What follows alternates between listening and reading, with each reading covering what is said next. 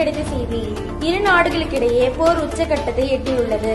கொத்து கொத்தாக மக்கள் குண்டுவீச்சுகளினால் இறப்பதும், உணவுக்காக மக்களும் குழந்தைகளும் ஏங்கி அலையும் காட்சிகள் கண்ணில் நம்மை அறியாமல் கண்ணீர் வர வைக்கின்றன. ஒருபோதும் நம்ம பின்வாங்க கூடாது. You are right. நம்ம யார் நம்மளுக்கு காட்டியாகும். தேவையில்லாம சண்டை ஆரம்பிச்சு அவங்கதான். நம்ம ஏன் நிறுத்தணும்? ரெண்டு பக்கமும் உயிர் பலி நிறைய, ஆனால் நம்ம விடக்கூடாது. இன்னொரு விஷயம், நம்மள அமைதி பேச்சுவார்த்தைக்காக கூப்பிட்டுருக்காங்க. அதனால என்ன, நம்ம போவோம். பட் ஒன் திங், நம்ம ஸ்டாண்ட்ல நம்ம ஸ்டெடியா இருக்கணும். பிள்ளைகளா, எல்லாரும் கவனமா கேளுங்க. நாம இப்ப மெசபதோமியான்னு சொல்ற கிட்டத்தட்ட 4000 முதல் 6000 வருஷம் பழமையான ஒரு நாகரிகத்தை பத்தி பார்க்க போறோம். மெசபடோமியான என்னது மிஸ்? இப்ப இருக்கிற ஈராக் நாடு தெரியுமா? Very good. அந்த ஈராக் நாட்டில் உள்ள டைகிரிஸ் மற்றும் யூப்ரேஸ் ஆகிய 2 ஆறுகளுக்கு இடைப்பட்ட பகுதி தான் மெசபடோமியா. அங்க வாழ்ந்து வந்தவங்க நம்ம கடவுளை வழிபட்டு வந்தாங்க. கடவுள் வழி வந்தவர் தான் ஆபிரகாம்னு நாம சொல்ற மாதிரி அவங்களும் சொன்னாங்க. அப்படித்தான் நம்பினாங்க. இப்ப எதுக்கு இந்த குட்டி மீட்டிங்னா, கடந்த 2-3 வருஷமா நடந்துட்டு இருக்கிற இந்த போரை நம்ம ஒரு அமைப்பா இருந்தும் நம்மளால தடுக்க முடியல. என்ன பண்றதுன்னு புரியல. 2 பேரும் சமாதானத்துக்கு ஒத்து வரவே மாட்டேன்றாங்க. குழந்தைங்க குண்டுகள்னாலும் பசினாலும் கொத்து கொத்தா செத்துக்கிட்டு இருக்காங்க. உலகத்துல பெரிய கொடுமை குழந்தைங்க பசினால இறந்து போறதுதான். ஒரு பக்கம் குண்டு வச்சு, ஒரு பக்கம் உணவுக்கு அழியிற கூட்டம். நம்ம மனசு ரொம்ப கலங்கடிக்குது.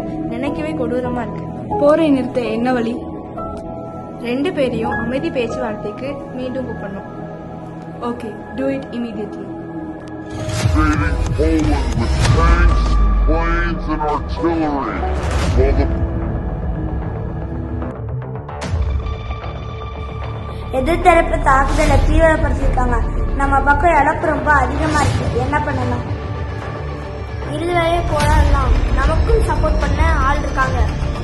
நம்ம பக்கம் குழந்தைங்க பசியால கதறாங்க, சாவுறாங்க, உணவுக்காக அலைகிறாங்க. அமைதி பேச்சுவார்த்தை நம்மள கூப்பிட்டுருக்காங்க, பேசுவோம். ஆனா நம்மளா காம்ப்ரமைஸ் ஆகக்கூடாது. மிஸ், எனக்கு ஒரு டவுட். அவங்க ஆபிரகாம் வழித்தோன்றல்னா நாமும் அப்படிதானே பைபிள் சொல்லுது?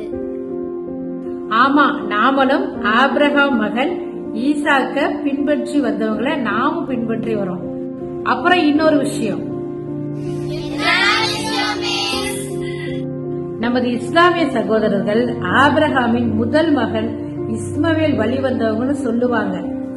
அப்போ ஜீசஸும் ஆபிரகாமின் வழி வந்தவர் தான். ஆனா ஜீசஸ் யூத குலத்தை சார்ந்தவர். மிஸ், எனக்கு ஒரு டவுட். சொல்லுமா. ஜீசஸ் யூதர் அப்படின்னா அவரை ஃபாலோ பண்ற நாமளும் யூதர் தானே? அப்படி இல்லம்மா. ஜீசஸ் வந்த பிறகு அவரை ஃபாலோ பண்ணி வந்தவங்க கிறிஸ்தவர்களா மாறிடும். ஆரம்பத்துல ஏதோ மெசபடோமியான்னு சொன்னீங்களே. பரவாயில்லையே, கரெக்ட், வெரி குட். நல்லா ஃபாலோ பண்றீங்களே. கடவுளின் வாக்குப்படி ஆபிரகாம் வந்து மக்களை கூட்டிக்கிட்டு மெசபடோமியாவில இருந்து கானான் தேசத்துக்கு வந்தார். கானான் தேசமா? ஆமா, இந்த கானான் தேசம் என்பது இப்போ இருக்கிற இஸ்ரேல், பாலஸ்தீன், ஜோர்டான் மற்றும் ஈராக் நாடுகளை உள்ளடக்கியது.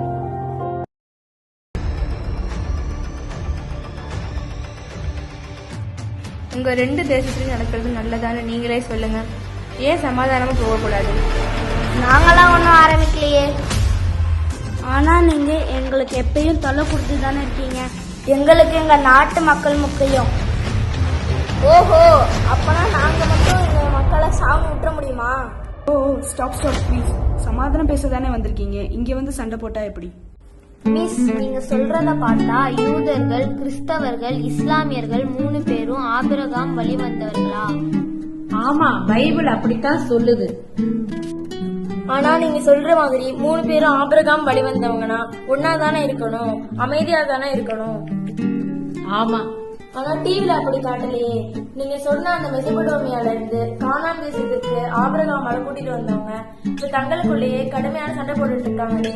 ஆமா மிஸ், நானும் டிவில பார்த்தேன். சாப்பாட்டுக்கு பாத்திரத்தை பாவமா தூக்கிக்கிட்டு ஓடுறாங்க. பார்க்கவே மனசு கஷ்டமா இருக்கு மிஸ்.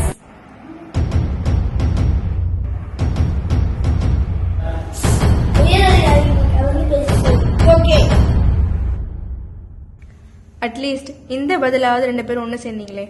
தேங்க்ஸ்.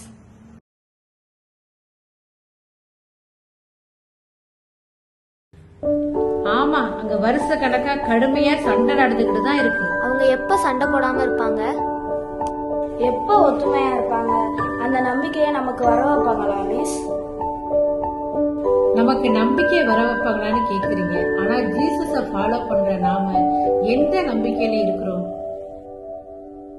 புரியல மிஸ். உலகம் பூரா ஜீசஸ ஃபாலோ பண்ற நாம எந்த நம்பிக்கையில இருக்கோம்? எத்தனை பிரிவா பிரிஞ்சு கிடக்கிறோம்? ஆபிரகாம் வழி வந்தவங்க 3 பிரிவா இருக்காங்கன்னு சொல்றோம். ஆனா ஜீசஸ நம்புற நாம எத்தனை பிரிவா இருக்கோம்? ஆர்சி, பெந்தகோஸ், டிஎல்சி, இண்டிபெண்டன்ட் சர்ச், இப்படி பிரிஞ்சு கிடக்கிறோம். நம்மளோட எதிர்நோக்கு அனைவரும் ஒன்றா இயேசுவின் பின்னால் எப்போ ஒரே குடையின் கீழ் வரப்போறோம்?